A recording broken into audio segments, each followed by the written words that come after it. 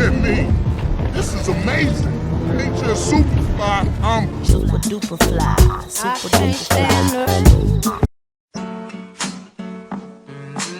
You ever think about what your favorite franchise would look like if it got the Spider-Verse treatment? Teenage Mutant Ninja Turtles Mutant Mayhem is just that treat for you. This was something that had a lot of talk around it since it's the only second animated Turtles movie to make it to theaters. Of course, the first one not being the best reintroduction to the Turtles on a cinematic scale, but certainly better than other attempts. Your name is whack, man. This new one had to prove something to both Turtle fans and newcomers alike, that an animated version of a beloved franchise is still very viable. And judging by the box office numbers, it did not disappoint. As someone who's a major fan of the Turtles who went to see it in theaters, I can definitely say we need more good stuff like this. Be you just an animation fan or just a Turtles fan, you're gonna be eating with this one. So, what's the story? The Turtle Boys are just your typical mutants living in the sewers who dream of being able to live normal lives and be amongst humans. They run into a girl named April who helps them with a plan to document their heroics of taking down street gangs in order to stop a gang leader named Superfly, but things get messy when they discover Superfly is a mutant hell-bent on creating more mutants that overrun the earth and enslaves humanity. So now it's up to the Turtle Boys to stop Superfly and his reign of terror and save humanity while proving there are good mutants out there in the world. I can say straight up, they put their Foot Clan in this.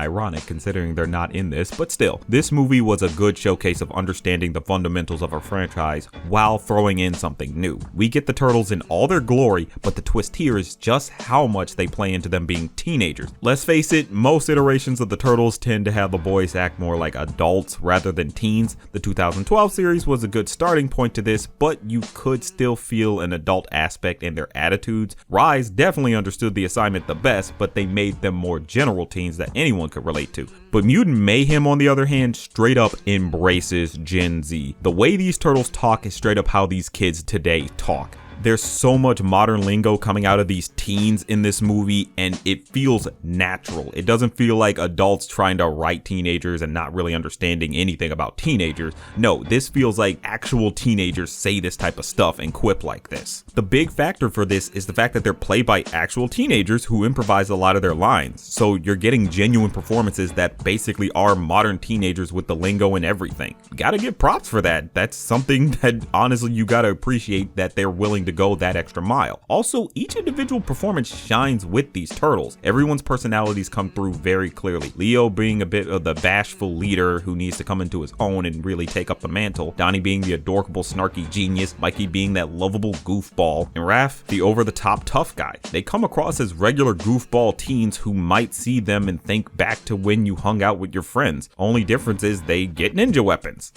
Unless you were like the South Park boys. It's pretty refreshing to get this type of take on the Turtles. Usually there's not this big dream that they all want to get accomplished, at least not in the animated ones that I've seen. So them wanting to actually be out in the open adds a new layer to them we haven't really seen before.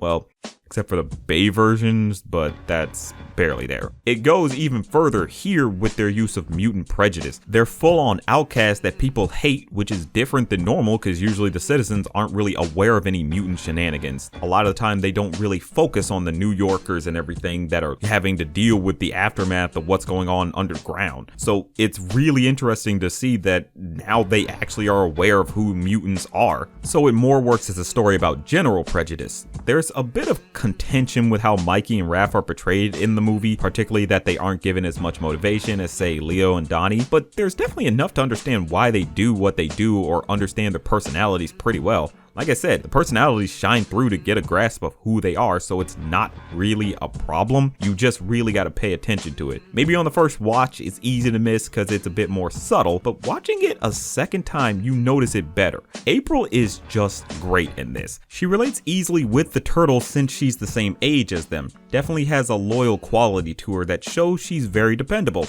Also, she's just plain likable. Not as over the top as, say, the Rise April, but still a very fun and likable one. They made her a black teenager again, which I'm always down to see. To be honest, I feel Black Aprils fit a little better with the Turtles since the franchise takes place in New York, usually around areas that you would see a lot of minorities in. Speaking as someone who doesn't live there but knows minorities shape a lot of the culture that comes from out of that place, her story is about her fixing her rep in her school after a horrible vomit-filled incident. She wants to fix this by getting the prom uncanceled by exposing the story about Superfly. I like how they incorporate the journalist side of her in this. Let's be honest, that part of her has been a bit neglected for a bit with the new iterations, so it's great to see them bring it back in full swing. They have April act as a human connection like always, but they have the Turtles relate to her struggles with her not fitting in high school. Makes the bond between them feel more authentic. To be real on this, I'd rather have teenage April than adult April cause she can act as a sister to the Turtles more. They feel like they can learn and grow from each other in a more genuine way. Splinter is a great balance of the Splinter I like to see. He's a goofball, but he takes things seriously when needed. He has his own prejudice this time where he doesn't trust humans, which I say preach. But for real, they gave him sort of that origin story where he was a rat the whole time that got mutated with the Turtles. This type of version of him actually works with their race allegory aspect that they're going for, since it's like, yeah, he never has been a human anyway. He's absolutely afraid of humans in this one since he had a really bad experience with them, so you can understand his anger and cautiousness towards them. It's interesting to get a Splinter that's also pretty flawed in his mindset, obviously taking cues from Rizz's Splinter, but they make sure he's also funny, like with his weird fear of being milked. What do you mean by that?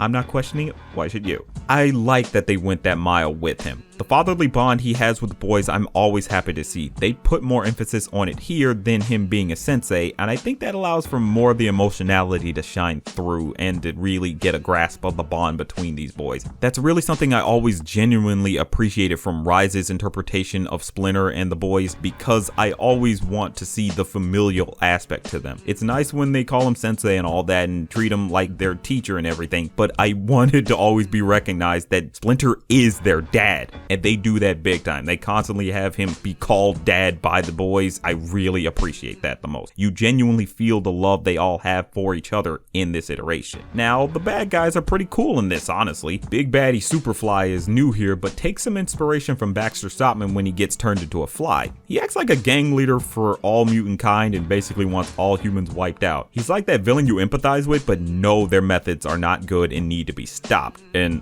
high key, this has got to be the most black coded Ninja Turtles villain I've seen, honestly. I don't think I've seen any villain that's this black coded, except for maybe Bebop from the 2012 series, but here they take it to the full extreme. He acts as a sort of antithesis to Splinter, which hammers in the message effectively. Plus, he's pretty intimidating. You get why other mutants would fall in line to him. He very much is imposing. A fairly interesting TMNT villain that I'm pretty happy with how he turned out. Not to mention Ice Cube actually killing it in his role, giving him that gangsta attitude. Kinda reminds me of that pimp boogeyman from Powerpuff Girls. This movie also gave us a bunch of the other mutants from the franchise like Bebop and Rocksteady, and even Mondo Gecko and Leatherhead. They're fun and cool to see, though some of them have voices that took some getting used to. Like, some of them have female voices and it took a bit of time, but on multiple rewatches it honestly plays fine. It's nothing really. There's also this organization called Utrum that's a callback to the older iteration with the Krang, I'm pretty sure. They're an organization that basically caused all these problems with the mutants by attacking the lab they were all created in. They work well as an obstacle and are clearly setting up something bigger down the line.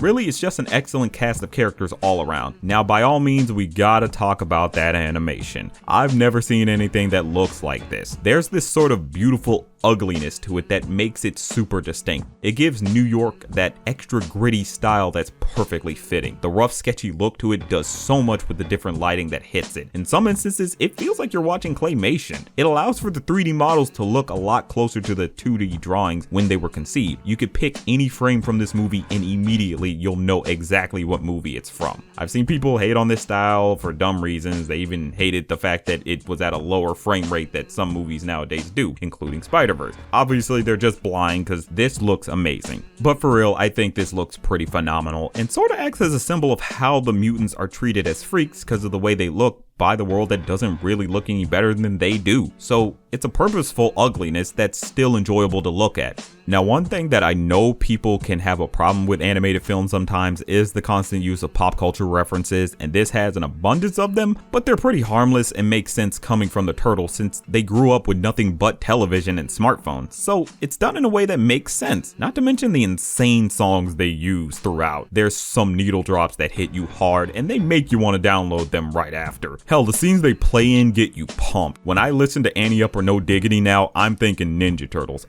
I do have to say, I love that animated PG movies are actually earning that rating now. There's a significant amount of cursing in this as well as a surprising body count. It just feels right that animated movies can now make sense to make a PG rating from them, because a good chunk of them have basically just been a G movie, like say any animated Disney movie that came out recently. And now for someone who doesn't really need an introduction.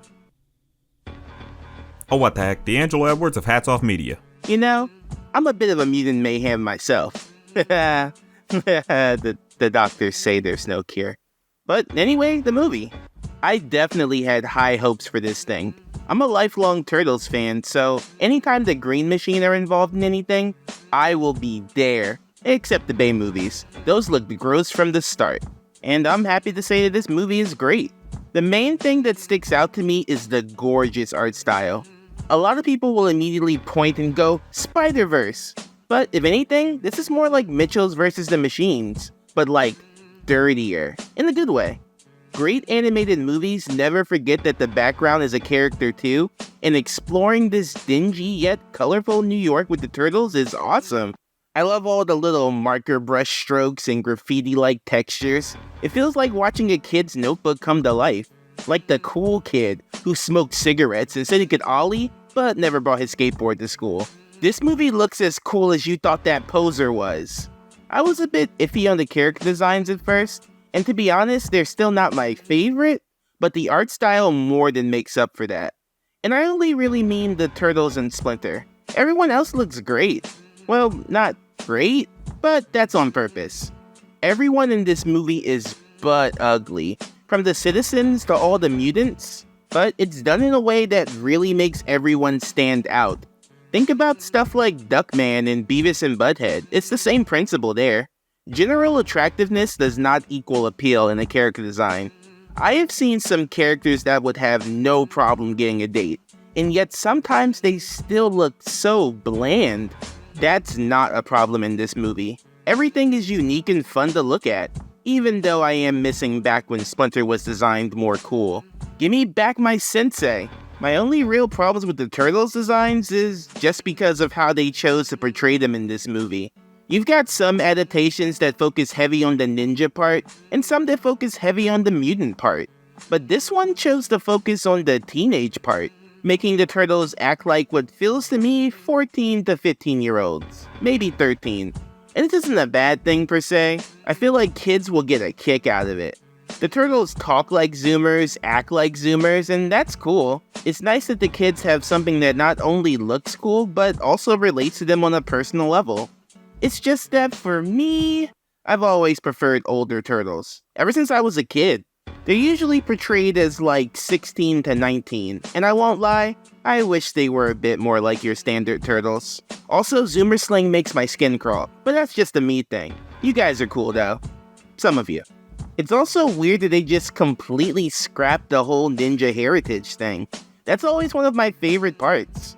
Not that this movie really needed the Shredder. Superfly was a really fun villain, and Ice Cube sounded like he was having a blast in it. Overall, I thought the movie was a great time. The fight scenes were actually brutal, which more kid movies need. The music choices were great, and it wraps up in a really touching way. The only real criticism I have right now is that I think the third act runs a little long, like just a bit, but that's more of a nitpick. Also, I wish April had a bit more of a memorable design. They should have janked her up a little bit like everyone else in the city. It's kind of weird that she's one of the only few people that has a symmetrical face. These may not be my turtles, but it's cool that these will be someone's turtles. You know, as long as I still get mine. Don't stop making more traditional turtle stuff. The 10-year-old in my brain needs it to survive. Now, if I have to pick any type of gripe I've had with this film, honestly, it would have to be the crush that Leo has on April. I'm not a big fan of the Turtles having a crush on April whatsoever. I get that it's happened in the comics and all that, but it just doesn't feel right. They're turtles. She's a human. Y'all know. Come on, man. I'm sure there are people who are into that type of stuff, but regardless of anything, it's just the one little gripe I've had with this entire movie. But that just speaks to how strong this movie actually is. Any other problem I could think of ended up being fixed on a rewatch of this film, which just speaks to how strong it truly is as a film. It has everything that anyone could want out of a Turtles movie or a good movie in general. A great understanding of the familial aspect to the brothers and Splinter, a fun story that's heartfelt and genuine, kick-butt action on an epic scale, unreal animation and style that is very distinct, ooze, the whole nine. I mean it when I say this is my top favorite movies of this year. This is one movie that I can see anyone being able to enjoy. Definitely one shell of a time for any Turtles fan.